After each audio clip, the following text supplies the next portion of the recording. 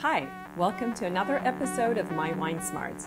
I'm Victoria, and today I'll be your guide through the world of grapes used to make white wines. Why is it important for you as a consumer to know something about the grapes wines are made from? Well, many wines today, especially those from South and North America, Australia, and New Zealand, are labeled with the grape. So if you know a little bit about the grapes, you'll be able to tell if you might like a wine. Even if you're choosing a wine that doesn't have the name of the grape on the label, if you can describe to the store clerk or your restaurant waiter what grapes and wines you like, you're more likely to find a wine that you'll enjoy. In this episode, we'll focus on 3 common grapes and the wines made from them: Chardonnay, Pinot Gris or Pinot Grigio, and Sauvignon Blanc. We'll only talk about wines that are made from one grape, so in other words, we won't focus any attention on wines that are made by blending more than one grape. And we'll address 3 main questions about each grape. What is it like? So in other words, we'll describe the aromas and flavors that the wines made from that grape have. What should I try? We'll give some suggestions for wines that are good representations of that grape so you can test them for yourself and see if you like them or not. And what does it pair with? So we'll discuss some food and wine pairings so you can try these wines with foods and see how they work. Let's start with what is probably the most famous or most infamous white wine grape, Chardonnay. People sometimes say to me, I just don't like Chardonnay. But there's so many different styles of Chardonnay that it's possible to find a Chardonnay that even the most anti-Chardonnay crowd will enjoy. People who don't like Chardonnay generally refer to a particular style of wine, and it's usually the full-bodied wines with noticeable butter and vanilla flavors. Of course, there are always people who love those kinds of wines. But Chardonnay also makes wines that have not been aged in oak and have a completely different flavor. They're clean on the palate, crisp and refreshing, with a mineral aroma as different from the full-bodied, oaky and buttery Chardonnays as they can be. The Chardonnay grape grows pretty much anywhere grapes will grow.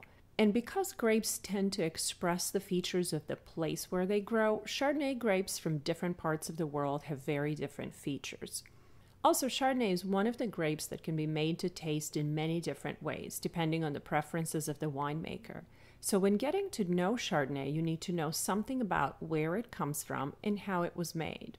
In general, Chardonnay that grows in cool climates will have medium to high acidity, medium body and alcohol, and aromas of apple, pear, and citrus. These wines are also more likely to have minerally or flinty aromas.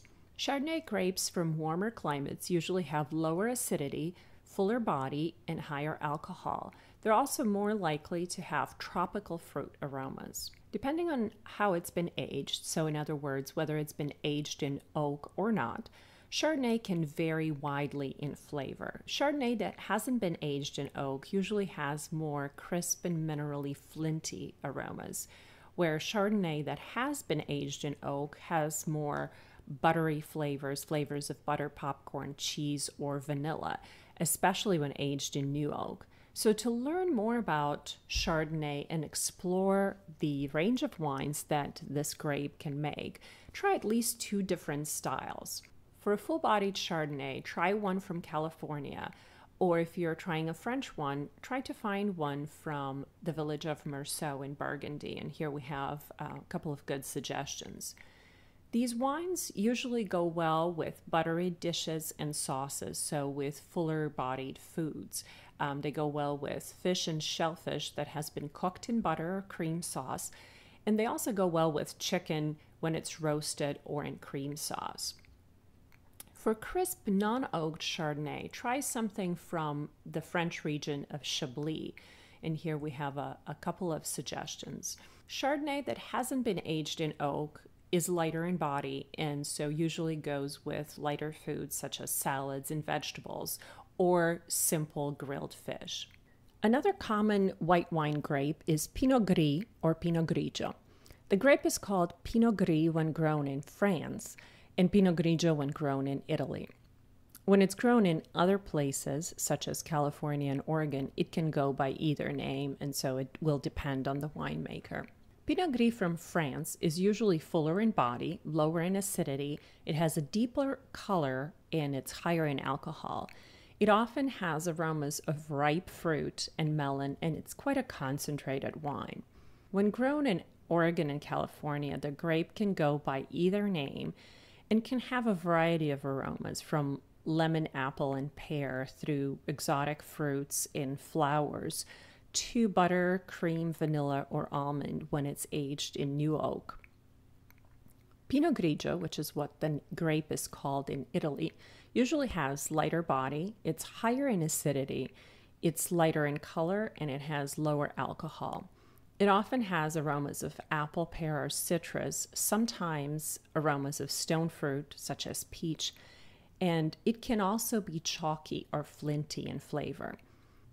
To explore the Pinot Gris, Pinot Grigio grape and the wines made from it, try several different wines from different parts of the world.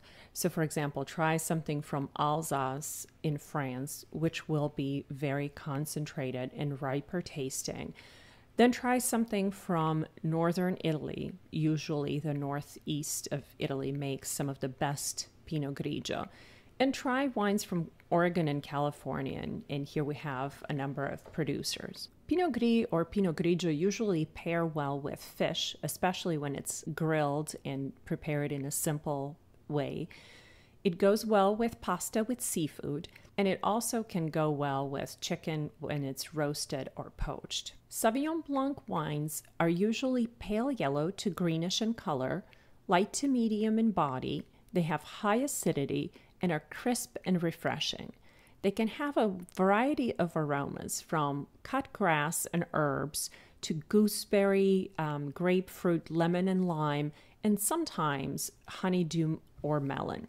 As I said earlier, New Zealand has really built a reputation for excellent Sauvignon Blanc, and some of the most famous New Zealand Sauvignon Blanc comes from Marlborough, which is on the southern island of New Zealand. Very famous producer is Cloudy Bay. A good producer is also Oyster Bay. But Sauvignon Blanc, in a different version, also comes from the Loire Valley, France, which has a strong reputation for making wines from this grape. So for a very different style of Sauvignon Blanc, crisper and less herbal, try a wine from Sancerre or from Pouilly-Fumé, which are both in the Loire Valley of France. Sauvignon Blanc wines usually pair well with goat cheese. This is especially true for Sauvignon Blanc from France. They also pair well with green vegetables such as artichokes and asparagus, which are in general difficult to pair with wine. They pair well with dishes that have herbs. They pair well with salads, vegetables, and all sorts of vegetarian dishes, but also fish and shellfish when they're lightly grilled. So in this episode, we discussed 3 common grapes that are used to make white wines and the general features of the wines made from those. We talked about what these wines smell and taste like, and we also talked about what they pair well with. We also offered some suggestions for you to try to start getting to know these wines more closely and getting to know the variation of wines that these 3 grapes can produce. Thanks for joining us for this episode of My Wine Smarts, and keep tasting wine and keep learning about wine.